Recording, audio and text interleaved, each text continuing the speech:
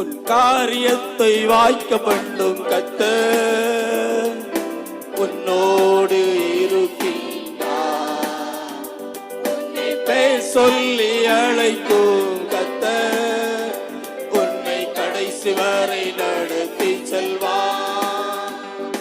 உன் காரியத்தை வாய்க்க பண்ணும் கர்த்தர் உன்னோடு இருக்கின்றார்.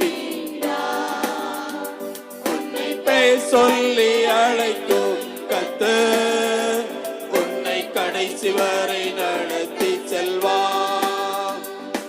உன் காரியம் வாய்க்கும் கர்த்தர் நேரத்தில் கர்த்தரால் காரியம் வாய்க்கும்.